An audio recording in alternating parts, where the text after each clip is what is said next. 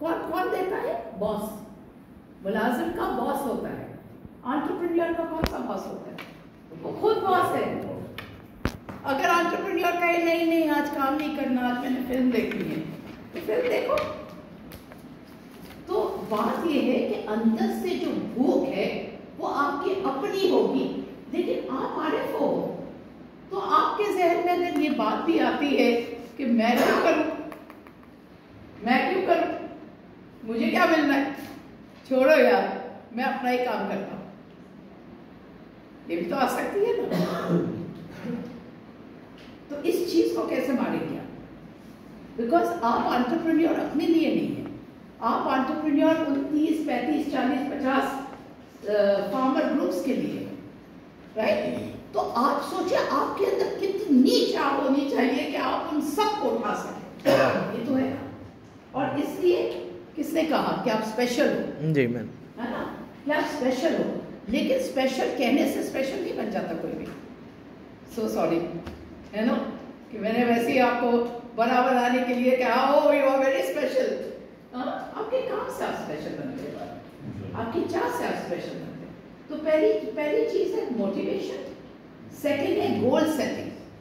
यानी अगर गोल नहीं है, अगर विजन नहीं है, ख्वाब नहीं है, तो बंदा खाली है, फिर उस बंदे को आगे खत्म। तो बंदे के अंदर गोल होना चाहिए, ये गोल कई जगहों से आएगी, ठीक है। और तीसरा जो है, तीसरा क्या होना चाहिए?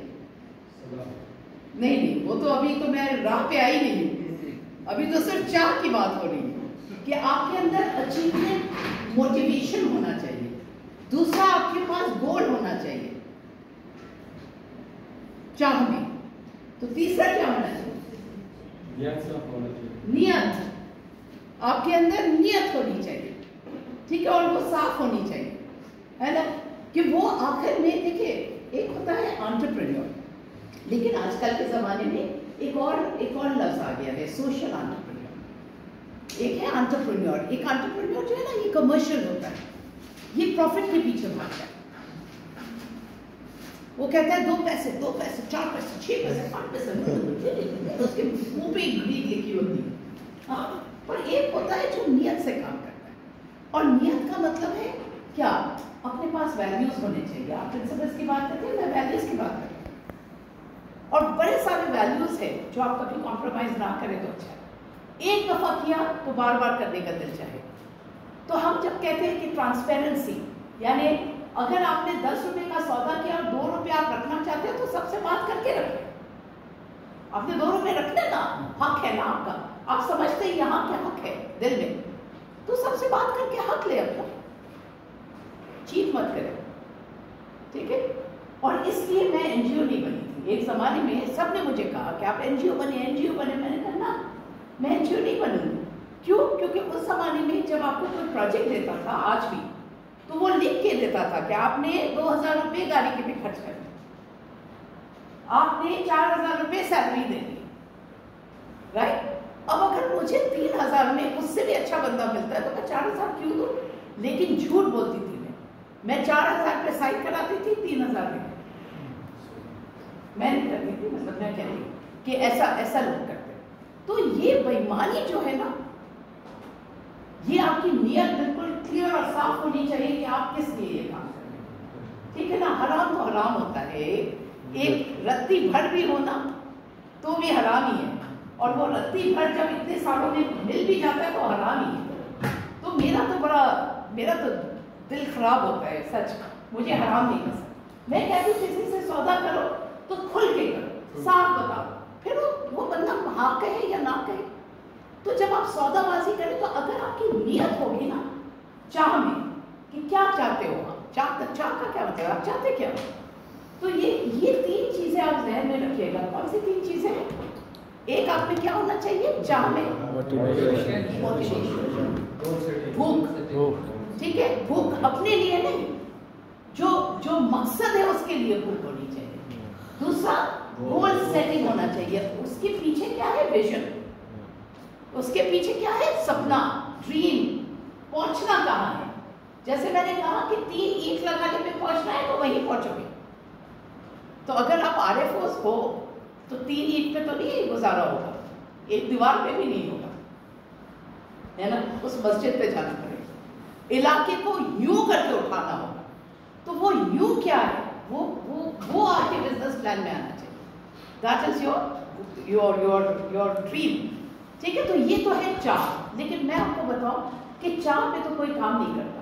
जो इदारा आता है वो आपको सिखाता है बिजनेस प्लान कैसे बनाना, बहुत जरूरी है, बहुत जरूरी है, करना चाहिए ना। तो अगला क्या है, राह में क्या क्या चीजें आएंगी। अब ये मालूमात हासिल करना, अच्छी मालूमात हासिल करोगे तो आपको क्या मिलेगा, रास्ता मिलेगा, राह मिलेगी। लेकिन इससे पहले आपने क्या एस्टैब्लिश किया है, पहुंचना कहाँ है। लेकिन हमें अगर यही नहीं पता कि पहुंचना कहाँ है, हमारा कोई एस्पिरेशन ड्रीम नहीं है, आप खामोखा मुझे राह दिखाते हो, कभी मैं यहाँ भटकूंगी, कभी मैं यहाँ भटकूंगी, राइट। तो बात यह है कि आपको वो विजन चाहिए, उसके बाद राह आता है, चाह के बाद राह। लेकिन राह बहुत जरूरी है, ठीक है। मैं नहीं कहती राह जरूरी नहीं है, मालूमात हासिल करना ये राह का हिस्सा है। इंफॉर्मेशन सीकिंग जिसे हम कहते हैं, मार्केट सर्वे क्या होता है, इंफॉर्मेशन सीकिंग होता है। उसके बाद सिस्टमैटिक प्लानिंग, यानी पहले मैंने, जैसे आज आप कर रहे थे कि पहले हमने ये करना है, ये करना है, ये करना है, बहुत अच्छी बात है, जरूरी है, राइट। लेकिन इससे पहले, इन सारों चीजों से पहले क्या होना चाहिए, चाह। और मैंने देखा है एंटरप्रेन्योर्स को कि चाह तो होती नहीं है। उसने कहा कि कंपटीशन हो रहा है, आगे बिजनेस प्लान प्रेजेंट करो, पैसे मिलेंगे, मैं चली गई, चाह कोई नहीं है, ठीक है। लेकिन किसी और की चाह है, मेरी नहीं, राइट। सो और क्या चाहिए एक अच्छा एंटरप्रेन्योर को, नहीं नियत तो हो गया ना, नियत तो चाह में है, नियत के अलावा मतलब राह में क्या चाहिए, और मालूमात चाहिए आपको, सिस्टमैटिक प्लानिंग चाहिए। क्योंकि अगर प्लानिंग नहीं आती आपको नहीं पता कि पहले क्या करना है, फिर क्या करना है, फिर क्या करना है, तो आप क्या करोगे, ठीक है। डेस्टिनेशन भी चाह का हिस्सा है।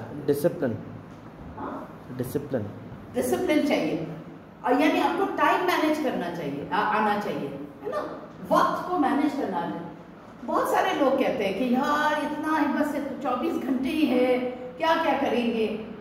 लेकिन मजे की बात है कि खुदा ने ना हर तरह से, कहते हैं ना कि वो उसने बराबरी नहीं की हर तरह से। जैसे शक्लन, अब जैसे कुछ को मेरी शक्ल दे दी और कुछ को खूबसूरत शक्ल दे दी, कहा है खूबसूरत शक्लें दे दी, ठीक है। तो बात ये है कि शक्लन भी उसने बराबरी नहीं की, हाँ, रुपए पैसे में भी बराबरी नहीं की, औलाद की मोहब्बत में भी बराबरी नहीं की, मोहब्बत में भी बराबरी नहीं की, है ना। लेकिन एक चीज सबको बराबर थी, और वो है वक्त। तो वही 24 घंटे इसके पास है, वही 24 घंटे आपके पास है, वही आपके पास है। तो फिर अब क्या हमें करना चाहिए, हमें एफिशिएंसी आनी चाहिए। हमें आना चाहिए कि अपने वक्त को हम किस तरह क्या करें, यूटिलाइज करें, उसको किस तरह ऑर्गेनाइज करें, किस तरह प्लान करें। वही वक्त है आपके पास। अब उस वक्त का मैं क्या करती हूँ, ये तो मेरे ऊपर छोड़ा है ना।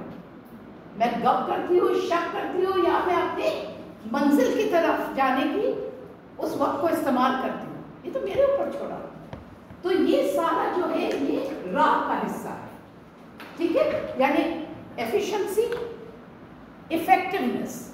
इफेक्टिवनेस का मतलब है कि सही चीज पे मैं काम कर रही हूँ, मैं हर किस्म की चीज पे काम कर रही हूँ, किसकी प्रायोरिटी पे काम कर रही हूँ, मेरी प्रायोरिटी या इसकी प्रायोरिटी या इसकी प्रायोरिटी, ठीक है। जब आप अपना एंटरप्रेन्योर होते हैं तो इसमें एक फायदा है कि आप अपनी प्रायोरिटी पे काम कर सकते हैं, ठीक है। अच्छा, तीसरा जो है वो क्या था, सलाह क्या होती है, सलाह क्या होती है, मशवरा, औरों से बातचीत करना, कोऑर्डिनेशन, राइट। तो एक अच्छे एंटरप्रेन्योर में सलाह की सलाहियत भी होगी, वो औरों से बातचीत कर सकेगा, वो दूसरे तकनीकी महारत या टेक्निकल महारत रखने वालों से राब्ता कर सकेगा। आपका अगर फॉर एग्जाम्पल माशाल्लाह अगर आप सब इकट्ठा हो जाए तो सोचे गिलगित बल्तिस्तान में रेवोल्यूशन क्या है एग्रीकल्चर के पास, ऐसे ही ना, ये सलाह का हिस्सा है। लेकिन अगर चाह नहीं होगी तो आप आएंगे, इकट्ठा होंगे, गप करेंगे, शक करेंगे और खुदा हाफिज़, है ना। तो चाह कहाँ है, वो ड्रीम कहाँ है, वो विजन कहाँ है, वो किसके पास है? और अगर आप सब उस विजन को शेयर नहीं करेंगे, अगर आपका मुश्तरका एक विजन नहीं होगा, तो फिर राह कहाँ से मिलेगी? क्योंकि वो चाह का पता नहीं, हर एक की अपनी अपनी है। तो ये है, अगर आप सही एंटरप्रेन्योरशिप पे काम करना चाहते हैं तो चाह, राह और सलाह। शर्त ये है कि पहले चाह हो, फिर उसके लिए राह तैयार करें, और फिर उसके लिए मशवरा, सलाह और सही सही इदारे, सही बंदे सबको इकट्ठा करें। So this is resized. I hope it was.